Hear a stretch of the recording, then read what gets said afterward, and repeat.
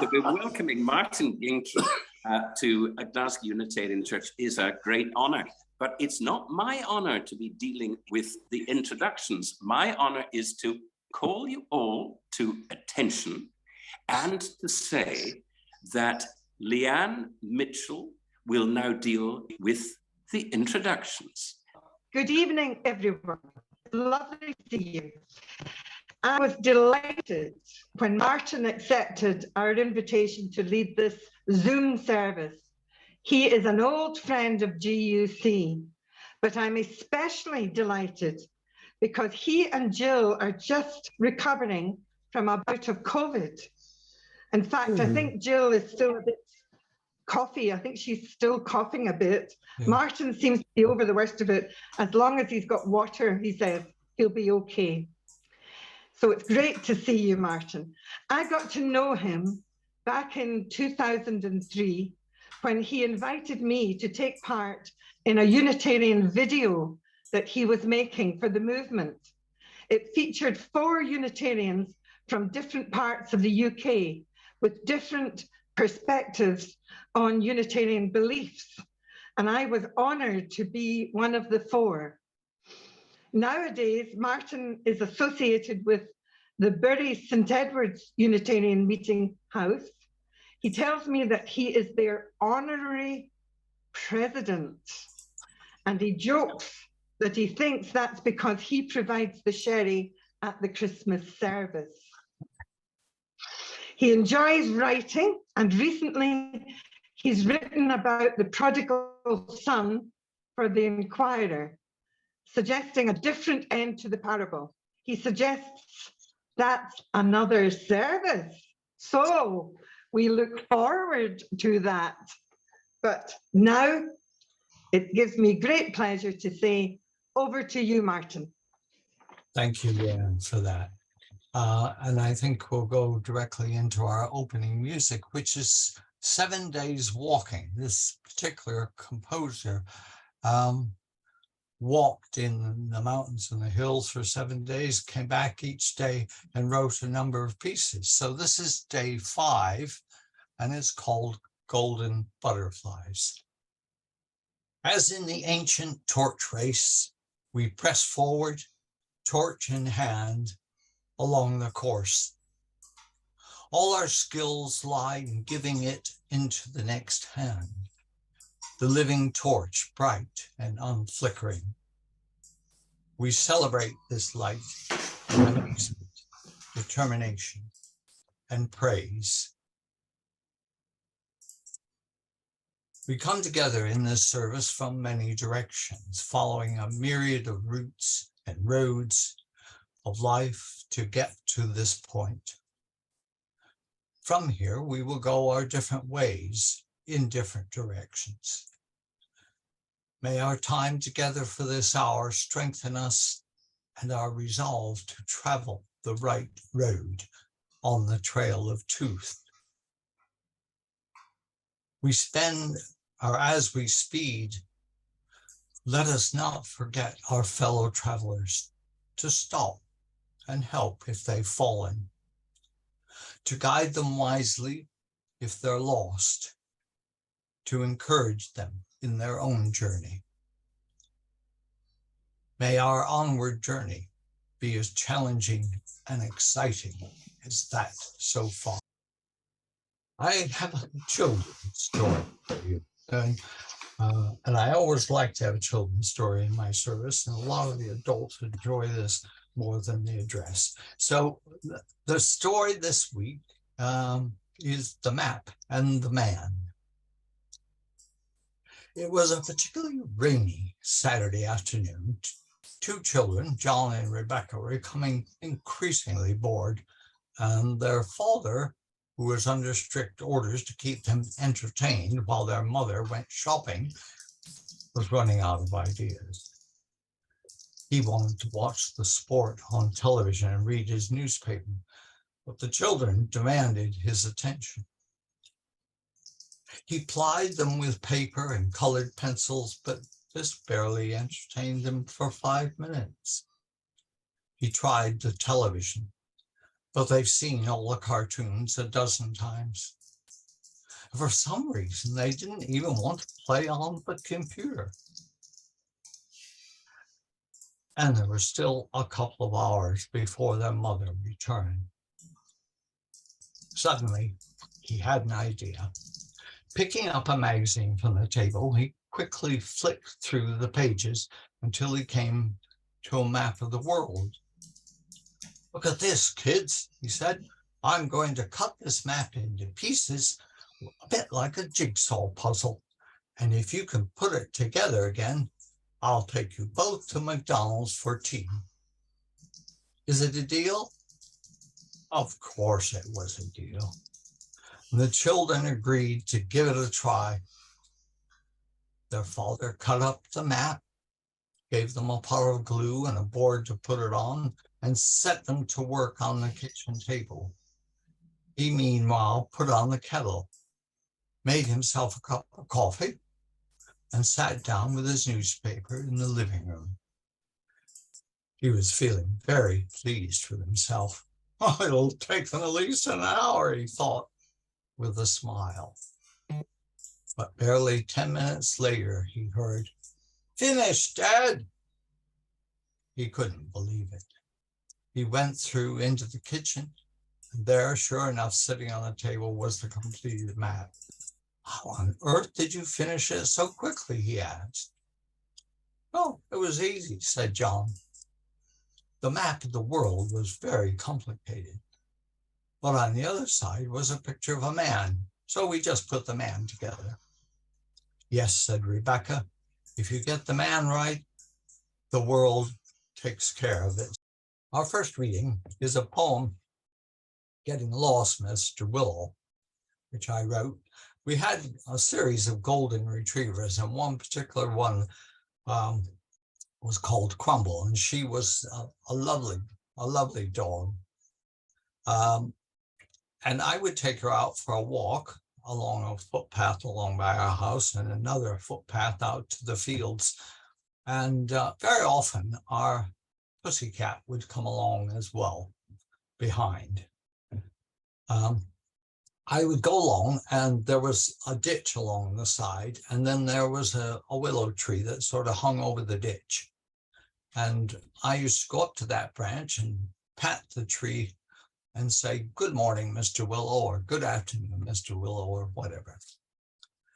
And of course, this was a time for reflection and so on, and for ideas for poems. So this poem is called "Getting Lost, Mr. Willow."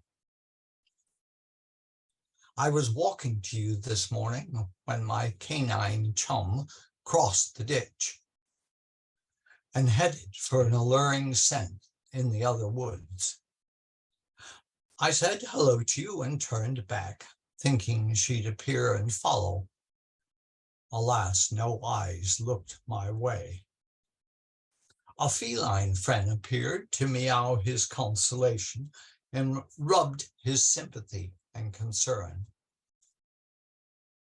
A short wait, or was it long? Towards me, her canine nose followed my telltale. My call fell on aged, deafened ears.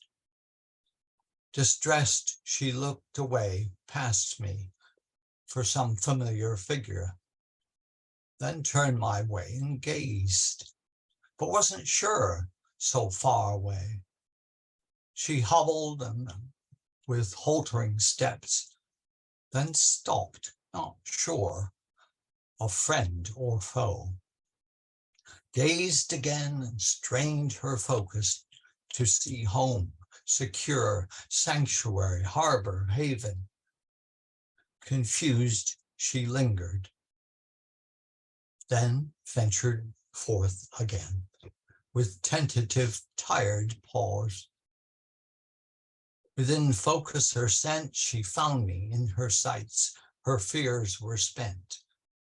Bounding, galloping, breathless, she returned down the known path to kith, if not kin, and longed for lead. The welcome was generous, a pat from me, a feline tail under the tongue. Mr. Willow, you're anchored firmly. You do not roam, so you can't lose your way. But when all around you moves, civilization parks in your patch, seasons flexed and weather changes, can you feel lost without base or hold on your familiar ground? You may not lose your bearing, but you also miss the joy of coming back to heart and home. Let us join in a few moments of meditation and reflection.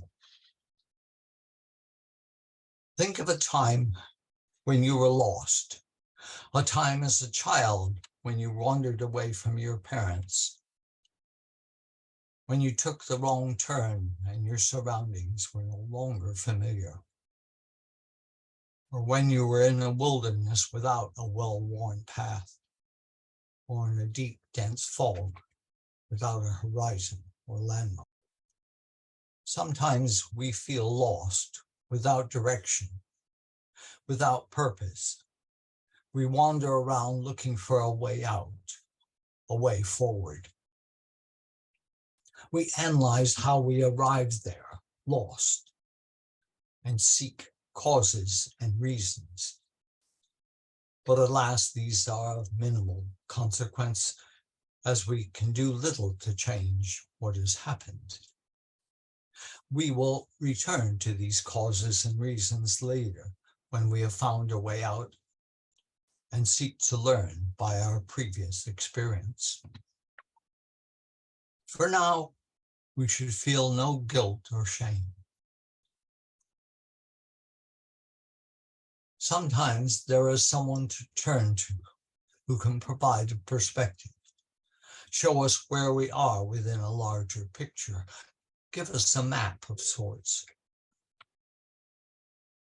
Sometimes we search within our past for similar situations and seek solutions which we have worked out before.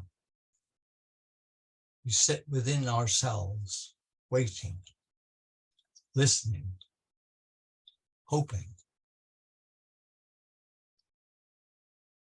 And it comes. There is a light to illuminate the way, a familiar voice calling us, the touch of a hand to guide us, a map to show us where we are, a signpost to point the path ahead. And we're off again into the unknown territory of time, of life, ready to get lost once again. Before we pause in silence, let us remember those amongst us who are suffering in mind or body, who may be feeling life weighing heavily upon them, or in search of something beyond themselves. May they have comfort, healing, and renewal. We also rejoice with those amongst us who are celebrating a success, an achievement, or merely a sense of well-being with the world. Let us think on these things in silence.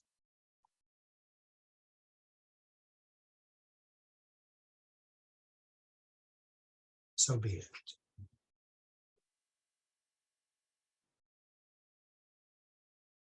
Leanne has the next reading. A Runner's Psalm, written by the late John Off. The Lord is my coach. Life is his schedule. He leads me over the green magic of his grass, my soul into peace with the ground of his being. The breath of his wind dries my sweat and fills my lungs with life. His paths are the ways of abundant life. Even when my way is a tunnel of pain and the rattle of death sounds in my ribs, I will fear no evil. Thou art with me still. My heart is in thy hands. Thy rewards are greater than trophies, more enduring than gold. Thy cup brims with the waters of life, and I shall not thirst. Surely thou wilt be with me along the track of my life all my days, and with thee beside me, I will run and not grow weary until I come to my rest, even my rest which is in thee. A runner's psalm. Thank you, Leanne. The next reading is by Henry David Thoreau from his book Walden, and Roddy is going to read this for us.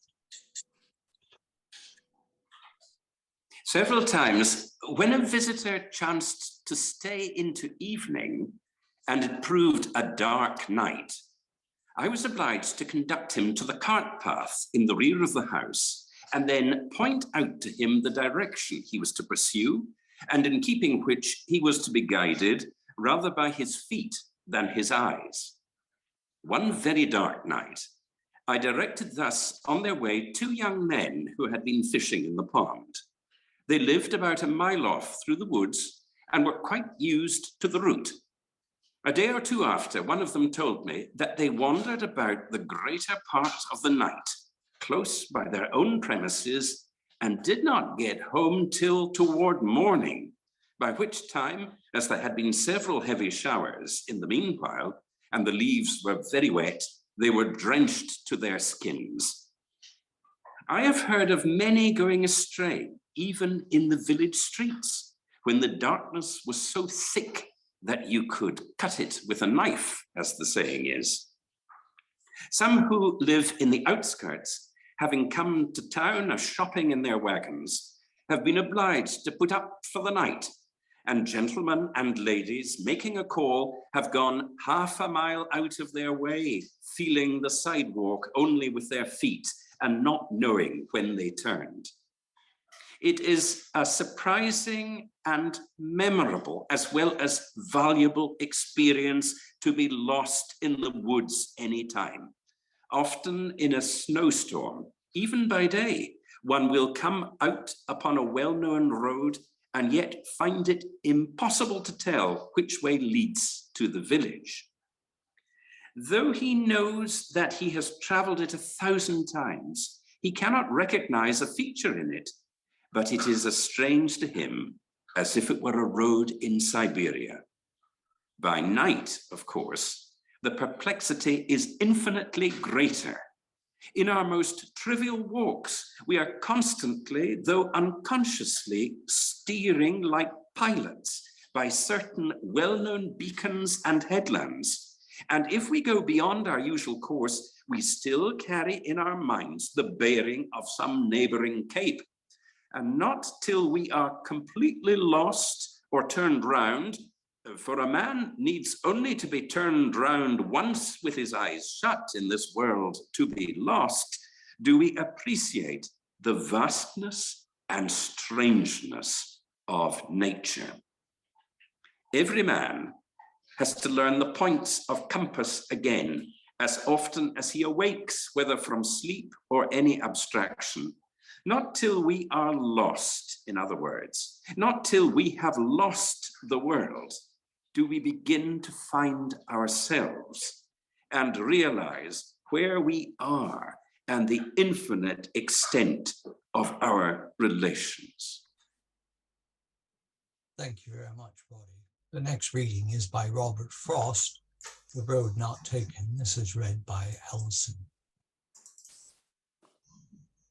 2 roads diverged in a yellow wood, and sorry I could not travel both and be one traveller.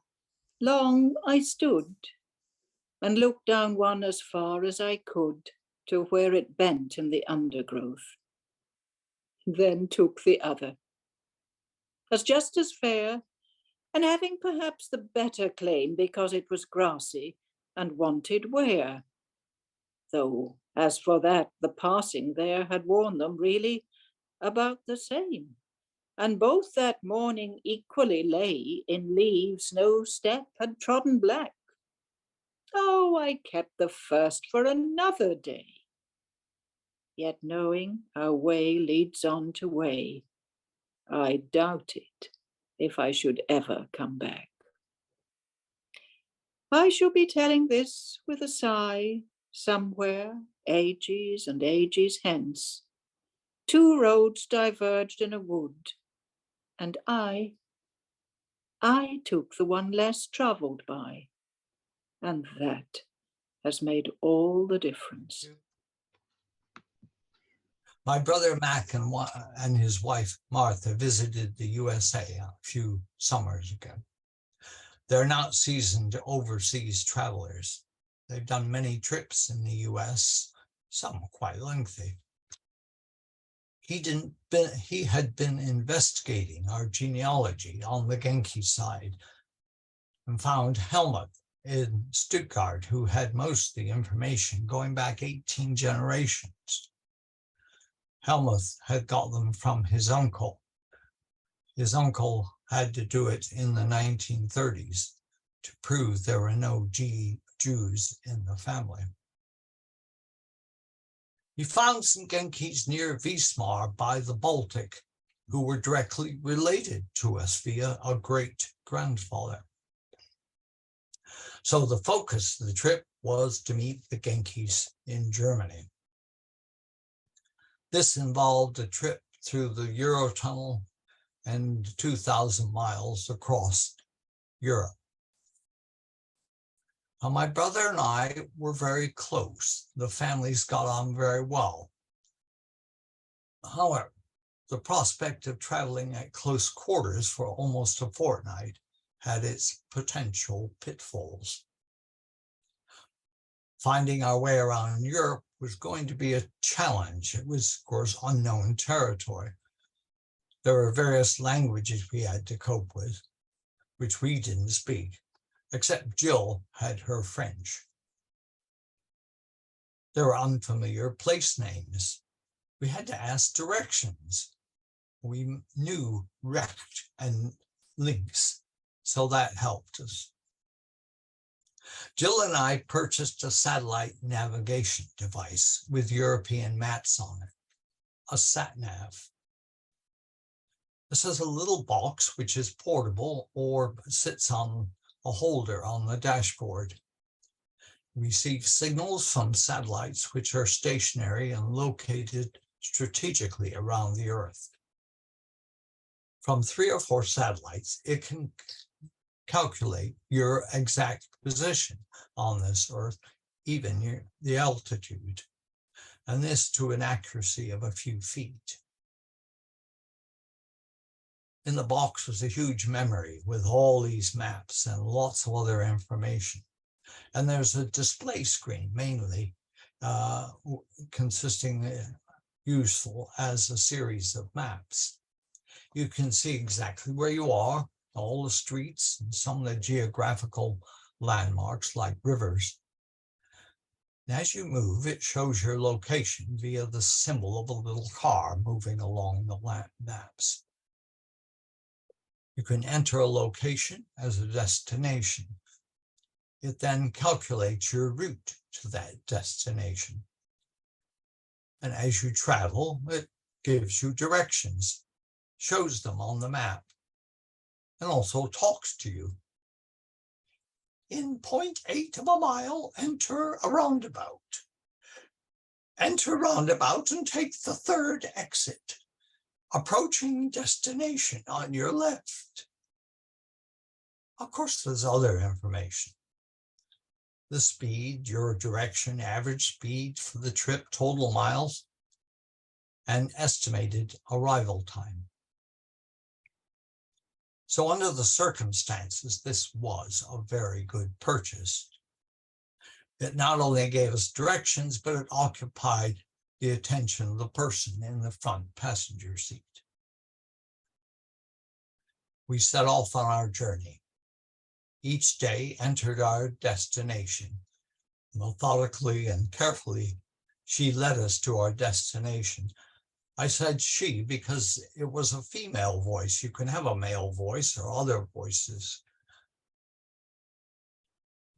But because this was a female voice, in France, we called her Yvette, Switzerland, Heidi, Germany, Hildegard, and we now call her Lily, after Lily Gienke, who was in the womb at the time of the meeting, our relatives in Wismar.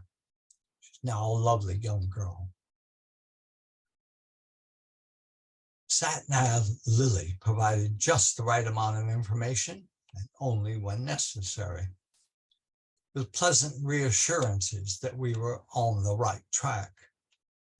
We trusted her implicitly, even when we were unsure, and when there was some disagreement about the route, with those referring to the old technology of the map. It was very good for personal relations. If we'd gone wrong, it wasn't anybody's fault. We could always blame Yvette or Hildegard. Occasionally, we did go wrong. We turned left too early or missed a turn. And she didn't say, "Hey, stupid, you went the wrong way," or sarcastically, "That was a clever turn, no," or "Turn around and go back and make that correct turn."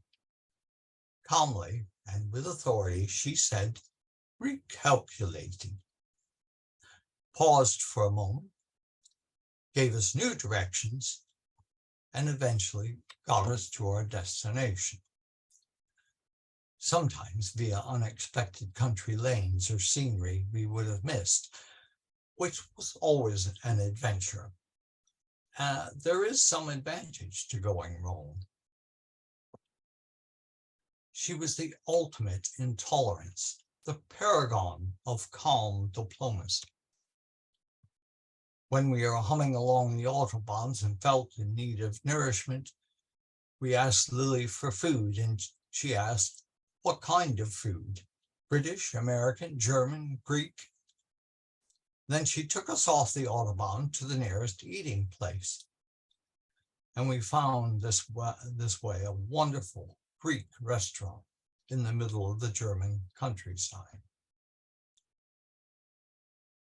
On one occasion, we didn't have a stopping point for the day because we didn't know how far we were going to get that day. We began to feel we had enough traveling for that day, and we asked Lily for accommodation. She took us off to a delightful little hamlet, offered us 4 or 5 places, and got us right to their front door. Another occasion, the road was up. Lily couldn't help here, but as we found our way around the detour, Lily was constantly recalculating. During the journey, I began thinking how Lily or the whole system might be a way of thinking of God. I'm quite keen on exploring various models of God. We sought Lily's guidance to find our way through a maze of unfamiliar territory. She was particularly useful when we went wrong and wanted to get back on track. We began thinking of her as infallible and even omniscient, all-knowing. We came to depend on Lily. She was not accusative or denigrating when we went wrong, almost loving in her tolerance and reassurance. She had no judgment on our actions. She just got on the job of getting us to our desired destination. When we changed our mind about what our destination should be, there was no problem. We put in our new destination and she got us there. Also, we could decide to take another route depending on our circumstance.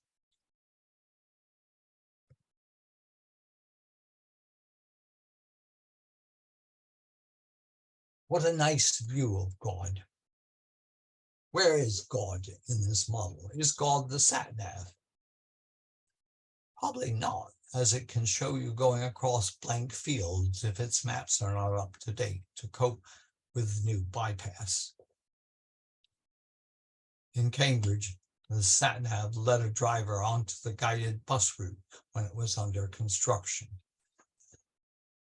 Now, in this metaphor, we probably need to look heavenward for God. Maybe God, in this case, is the array of satellites. They're stationary, they're permanent, well, almost, giving common reference points to all below. People all around the globe, with different cultures, different languages, different concepts of Satnav, or God, all can use the satellites. The system doesn't discriminate, doesn't judge. The satellites just sit up there, unknown by most of the population, quietly beaming out their signals. Like God, the Satnav is man-made. So were the satellites in the first instance, and so was the wherewithal to put them up in that position. In this metaphor is the Satnav religion.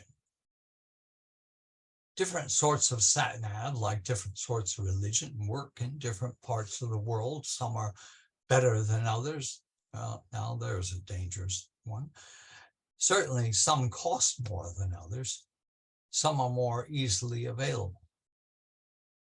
Someone recently said Satnavs were not very good because in the near future, people wouldn't be able to read maps anymore. We're too dependent on the Satnav. We don't question it, and therefore it sometimes gets large lorries into very narrow lanes. What a good parallel with organized religion. Maybe Satnavs are the prophets and scriptures. We have to choose which to use and follow. We have to keep updating the information, the maps. It's not much good using a 2018 Satnav. The Satnav, like prophets, are only as good as the information they contain. Some are not as dependable as others. Satnavs interpret the signals and put them to the good use, but it's not always to good use. That depends on the user. Is it being used to guide the getaway cars from the crime scenes? The military was the first proponent of satellite navigation. And for a long time, the military built in a large amount of error when their satellites were used by civilians. That now is not so. There are two problems with this model of God. We aren't always sure of our destination. And as far as I've heard, God doesn't give very precise directions. And some believers have found the directions don't always get them to where they want to go. Such models of God are only useful in illuminating the reality. But the map is not the territory. Well, maybe I've milked that metaphor as far as possible, but metaphors have messages. We are constantly in a time of transience, a time of renewal, especially in spring, with new growth and trying something new. We reflect and look back to our achievements and almost dones in our lives. There are some events that have surprised us, unexpected benefits and bonuses. There are new opportunities. There are unwanted setbacks and disappointments, new challenges for us, events which made us feel lost, events which altered our lives, set us on different courses, roads, the roads taken and the roads not taken. It's a time of looking to see where we are in life, a time to look ahead and see where we are going, to assess our behavior and goals, a time for recalculating. Transience is a part of living. The only thing that's constant in life is change. We're always called upon to recalculate. The present economic and political situation is as good example as any. Things are changing fast. There's a lot of recalculating that has gone on recently. During COVID, we all did a lot of recalculating. The recent bank collapse caused many recalculations in the financial world. Maybe there's some help from Satnav, Saint Satnav, in dealing with transience. We look back at events and seek to blame. We find a cause which brought on our poor fortune. We castigate fate or others who caused our failure. Do we admonish ourselves for not achieving more or making the wrong decision? Do we seek to go back and make that turn again to put it right? Maybe we should ask if that really does any good. How does looking back help us, except by providing lessons for the future?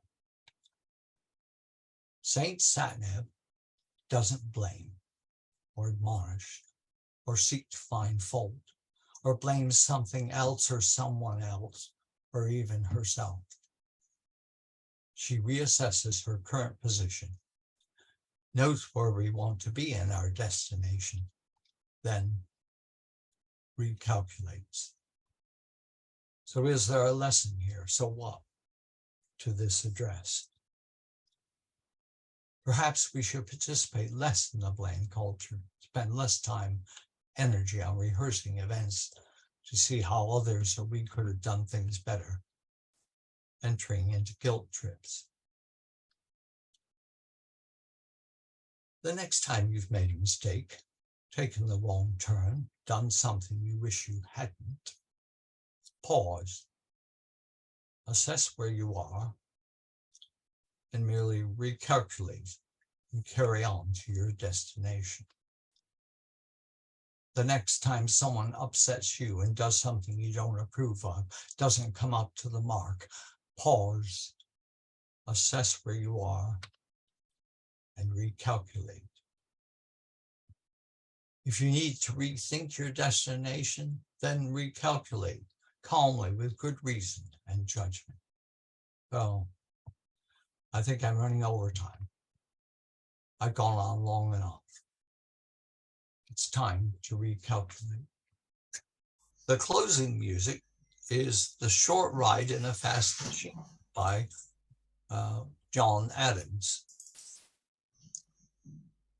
As we speed on, let us not forget our fellow travelers, to stop and help them if they've fallen, to guide them wisely if they're lost, to encourage them in their own journey.